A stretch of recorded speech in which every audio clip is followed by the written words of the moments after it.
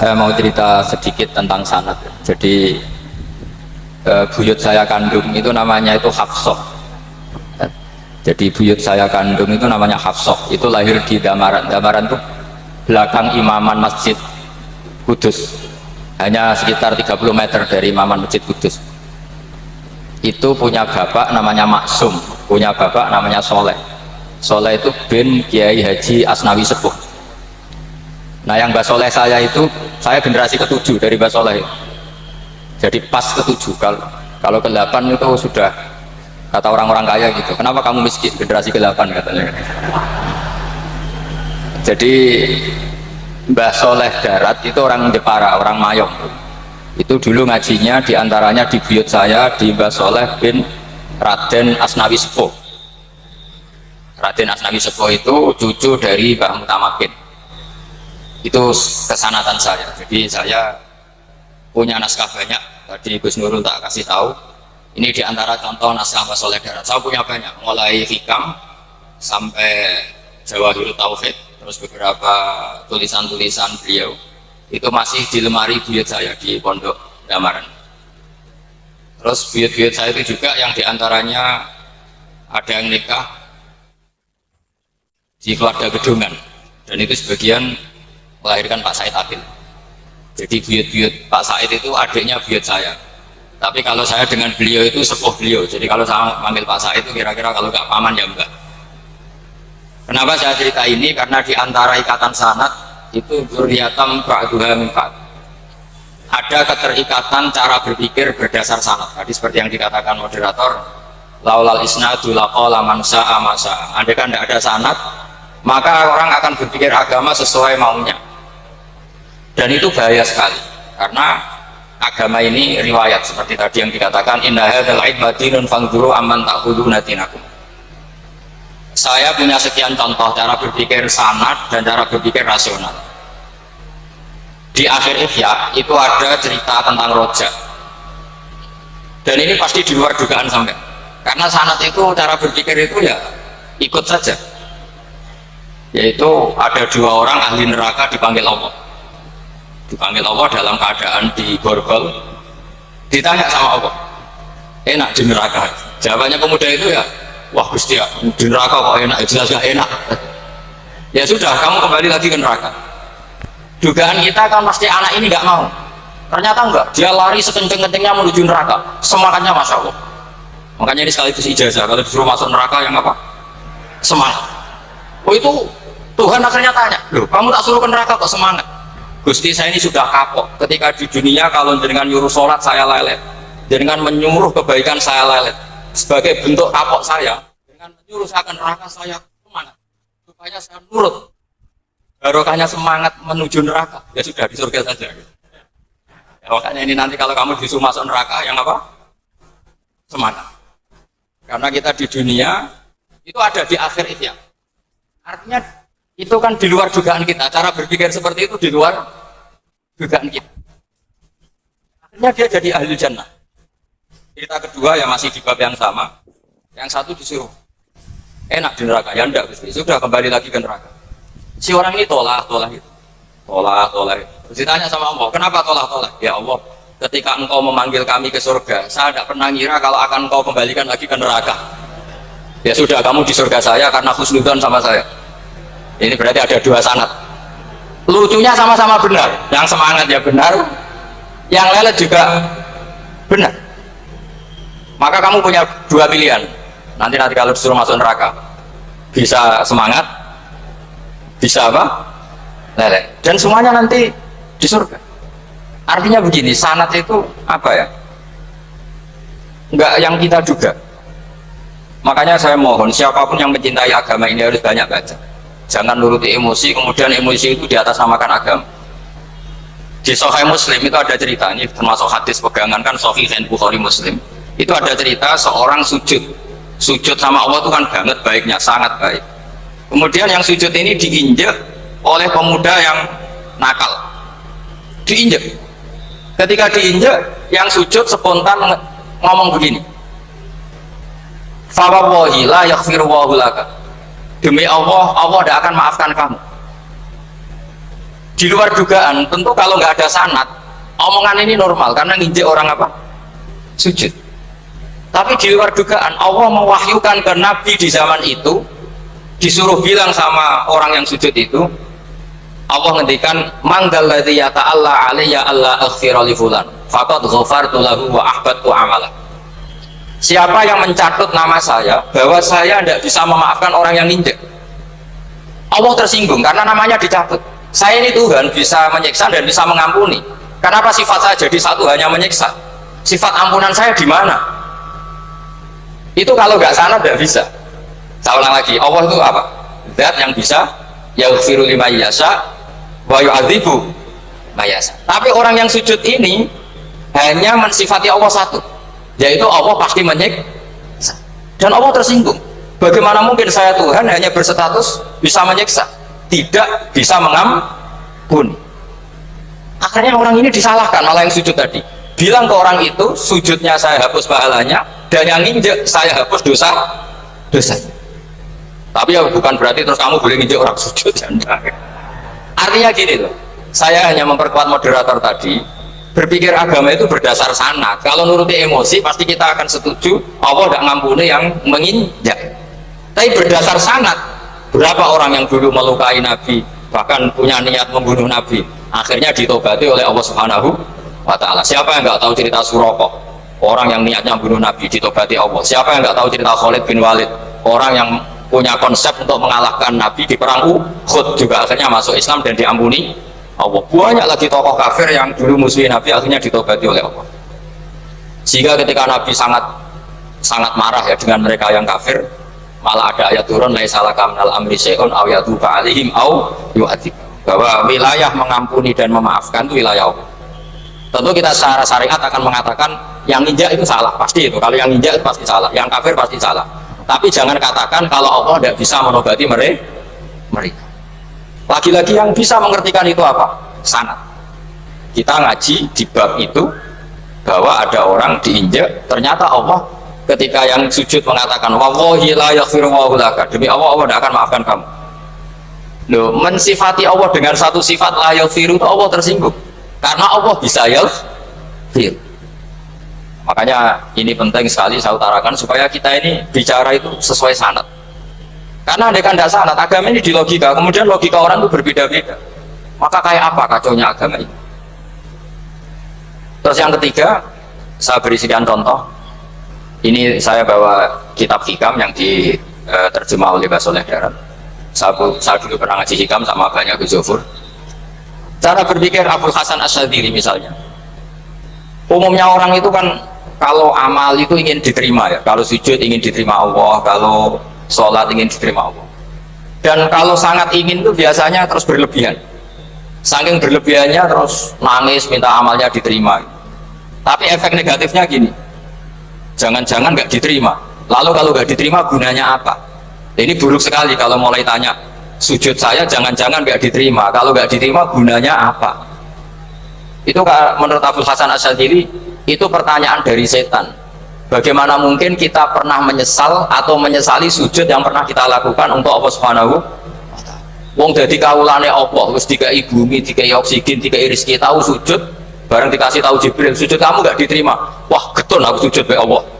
Masa sujud sama Allah getun. Maka kata Abdul Hasan Asyadzili begini, kafa bika jazaan an radiyaka laka ahlan. Cukup sebagai balasan dari Allah yang luar biasa, kamu ditakdir sujud. Boy, keren. Coba kalau kamu nanti ketemu Allah, ada orang yang sama sekali di bumi gak pernah sujud, lalu kamu ketemu Allah sujud berkali-kali, kemudian dapat kabar kalau sujud kamu gak diterima. Pantas mana kira-kira? Pantas yang pernah sujud apa pantas yang gak pernah sujud? Pantas yang pernah sujud. Jika pikirannya Abdul Hasan Asyadzili, sudahlah kamu bahagia saja karena kamu ditetir pernah sujud. Itu satu anugerah Allah yang luar biasa. Kamu gak perlu terganggu diterima apa gak diterima. Karena kalau kamu terganggu itu nanti lama-lama mengatakan apa gunanya sujud kalau tidak diterima. Dan itu setan menang kalau sudah ada pertanyaan apa gunanya sujud. Nah, makanya disebut min syarril waswasil khannas. Kata Abdul Hasan Asyadzili, waswas di sini adalah setan ngeridu kamu supaya kamu ngeset semua ibadah kamu, jangan-jangan kamu nggak diterima. Kemudian kamu menyesali semua ibadah yang pernah kamu lakukan. Betapa buruknya kita. Wong ngamal apik kok disesat. Makanya saya ini sebagai kiai itu termasuk kiai yang paling sukses ya. Betul. Karena perasaan saya itu sudah sukses dulu sebelum nyata sukses apa enggak ada penting. Saya sering motivasi santri yang ngapalkan Quran 10 tahun enggak hafal-hafal. Nanti kalau ketemu Allah tetap keren. Pernah ngapalkan kitab saya? Pernah Gusti. Hafal tidak. Tapi kan keren pernah menghafalkan. Daripada sampai ditanya, pernah ngapalkan Quran? Tidak. Kok hafal lagu dangdut? Nah, itu posing sampai jawabnya. Tapi kalau santri saya, pernah ngapalkan? Pernah Gusti. Di mana di Gusti? Hafal enggak? Beda saja enggak. Tapi saya mencintai kitab engkau dan bukti cinta saya tak hafalkan. Cuma nasib tidak membiak saya Gusti, kan masih lumayan itu. Daripada ditanya, pernah ngapalkan Quran? Tidak Gusti. Jebule apal lagu dangdut, yang ibu-ibu apal harga cabai naik turunnya harga berambak. Ini harga sembako hafal, tapi kalau Quran tidak hafal. Nah, pikiran-pikiran kayak Abdul Hasan As-Sadili itu harus kita kembangkan. Makanya saya suka sekali ketika Mbah Mun yang sekarang diteruskan ke Swafi meresmikan Thariqah Sadiliyah. Ya cerminannya kitab Hikam itu yang diterjemah Mbah Soleh Darat. Karena Hikam adalah murid Abdul Abbas Al-Mursi. Beliau adalah murid Abdul Hasan apa? As-Sadili. Jadi gampangannya kalau sampai ingin tahu cara berpikir Abdul Hasan As-Sadili itu ngaji Hikam. Karena Hikam itu cucu muridnya Abdul Hasan apa? As-Sadili. Dan itu cara berpikir gampang sekali. Misalnya hubungan dengan Allah. Ilahi kullama akhrosani lu'mi antokoni karomuka. Ya Allah, ketika saya terbungkam oleh kesalahan-kesalahan saya, sampai saya ini merasa tidak pantas minta, tidak pantas memohon sama engkau karena dunia dosa saya banyak. Tapi kata beliau, antokoni karomuka. Tapi saya berani melafatkan doa itu berdasar rahmat kamu tidak terbatas. Dan itu indah sekali kata-katanya. Ilahi kullama akhrosani lu'mi antokoni karomuka. Jadi kullama akhrosa, sekiranya bungkam ini sifatnya lagi antara mau berkaitan sama ucap ini soal sifat yang itu dipakai semua kamu ya nafsulah taknati min zallatin azumatin al-kaba'ira fil kufrani kalamami. Jadi yang seperti yang dikatakan tadi Gus Ubaidillah tadi, ya sudah, kadang ada baron saya, ada busiri, saya tidak tahu karena bacanya innal kaba'ira fil kufrani kalamami la'alla rahmata rabbihin ayaksimuha ta'ti ala hasabil isyani fil kisami. Itu ada orang terlalu fanatik kebaikan datang ke Abdul Hasan As-Sadili gerutu karena dunia ini sudah kacau balau, banyak maksiat, banyak macam-macam. Apa jawabnya Abdul Hasan As-Sadili? Man ahabba alla yusawahu fi ardi faqad ahabba alla tadhara maghfiratuh. Jadi malah dibalik, kalau kamu ingin dunia ini steril, nggak ada apa-apa, berarti kamu tidak suka akan kelihatan maghfirahnya. Oh, jadi sanad-sanad seperti ini harus kita jaga. Meskipun tidak kita manfaatkan untuk kepentingan hadun nafsi, tapi kita harus kita jaga. Jika kita jadi orang itu tidak terlalu sepaneng dengan pikiran kita bahwa maksiat itu pasti mendatangkan adab. Kok kamu katakan pasti, itu buktinya apa? Maksiat itu salah, kalau salah harus istighfar. Maksiat itu salah, tapi Allah bisa saja mentobati yang maksiat kemudian jadi orang baik, karena Allah tetap bersifat yaghfiru liman yasha wa yu'adzibu may yasha. Kok kamu katakan pasti-pasti, itu sanadnya dari mana? Jadi ini pentingnya sanad ya. Jadi kita harus terus menjaga sanad ini supaya cara berpikir agama sesuai garis yang pernah ditulis oleh para ulama, yang semua itu musalsal ila Rasulillah Shallallahu Alaihi Wasallam. Terus ini mumpung ini di depan Gus Zofur juga, ini pernah tak baca di depan putra-putra beliau, di depan anak-anak. Ini nanti saya hadiahkan ke PWNU Jawa Tengah. Saya nulis kitab ini sebagai bentuk saya bahwa apa yang dilakukan Syekhina Kiai Haji Maimun Zubair semuanya itu berdasar khazanah-khazanah yang ada dalam kitab-kitab Al-Kutubil Mu'tamadah. Di antaranya ini kitab Khilyatul Auliya. Kitab Khilyatul Auliya itu kitab kesayangan Imam Ghazali. Sampai kalau baca Ihya Juz 4 itu beliau memberi saran ke kita, wa alaika bimudawamati mutolaati kitabi Khilyatul Auliya wa tabaqatil asfiya. Karena Imam Ghazali fi manaqibil akhyar itu nginduk kitab Khilyatul Auliya karangannya Abu Nu'aim Al-Asfihani. Kalau di tasawuf beliau nginduk kitab namanya Qutil Qulub karangannya Abu Thalib Al-Makki. Kalau di fikih tentu beliau nginduk gurunya sendiri Imamul Haromen, yaitu Nihayatul Matlab fi Dirayatil Madhab. Ini saya beri contoh kenapa Mbah Mun, Kiai Ubaidillah, semua tokoh-tokoh NU cara perilaku itu santai, rileks tapi terarah. Ini saya beri contoh. Ini riwayat dari Sufyan bin Uyainah, termasuk gurunya Imam Syafi'i. Ini halaman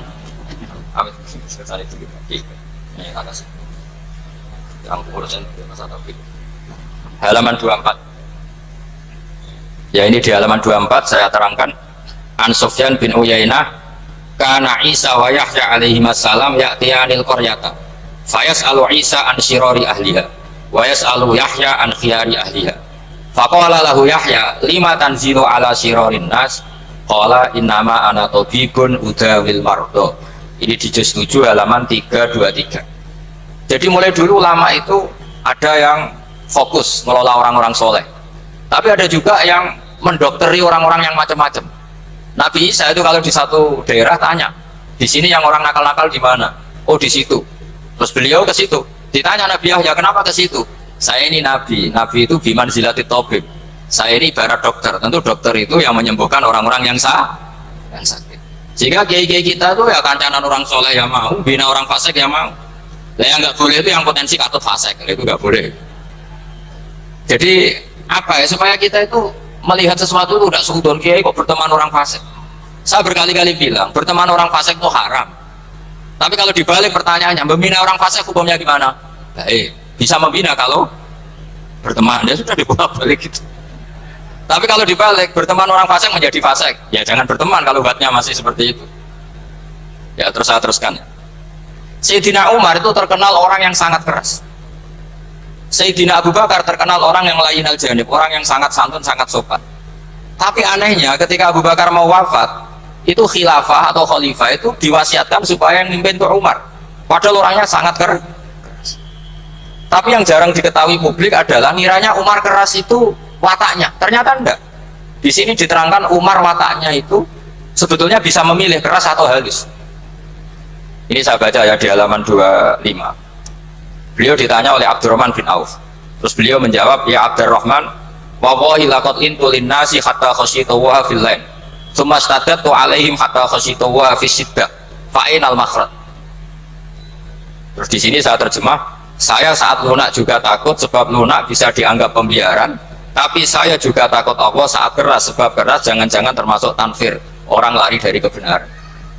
Ya misalnya gini, sampean punya anak, putri atau punya ponakan pacaran, datang ke kamu sama cowoknya, kalau kamu lunak pasti ponakan kamu ngira mau Pak D gak apa-apa, padahal Pak D saya itu kiai, ternyata saya gak ditegur. Lunak itu punya akibat dianggap pembiaran terhadap maksiat ya. Tapi kalau kamu keras, wah nanti gongus tak wantemi waktu, kan gak pernah ke kamu, bagaimana bina wong sowan saja gak berani. Artinya efeknya sama, terlalu lunak ya punya efek tidak bisa bina, terlalu keras juga punya efek tidak bisa bina. Maka kata Sayyidina Umar, fawallahi laqad lintu linnas hatta khasyitu wa fil lain. Artinya saat bersikap lunak saya takut Allah karena lunak bisa dianggap pembiaran terhadap maksiat. Summa statatu alaihim hatta khasyitu wa fi siddah. Ketika keras saya juga takut karena kalau terlalu keras bisa tanfir, bisa orang lari dari kiai, dari orang soleh. Makanya dalam guyonan-guyonan ulama itu ada preman jagongan di orang-orang fasik. Ditanya, kenapa kamu jagongan sama orang fasik? Kenapa ada jagongan sama orang soleh? Habis orang solehnya marah-marah terus, lah ini ramah, makanya saya milih yang ramah saja gitu. Itu meskipun guyonan tapi pelajaran bagi kita, karena ya memang Quran seperti itu, walaupun tanfadzur ghalidul qalbi lan faddu min haulik fa bima rahmatin minallahi lintalah, harusnya itu. Jadi apa ya, nah ini kalau nggak ada sanad nggak bisa, pasti kita berpikir sesuai keinginan kita. Maka ada ancaman yang keras, man fassaral Qur'ana bi ra'yihi falyatabawa maq'adahu minan.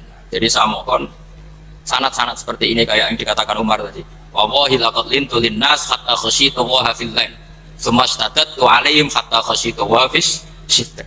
Jadi kita akui bahwa dalam lunak juga ada sekian problem, dalam keras juga ada sekian problem. Terus kita bikin satu metode, satu manhaj yang kira-kira ya sa'iqal lisyaribin, atau yang lebih dikenal dengan Islam wasatiyah. Ada tawazun, ada tasamu, ada macam-macam. Ya, saya kira demikian. Assalamualaikum warahmatullahi wabarakatuh.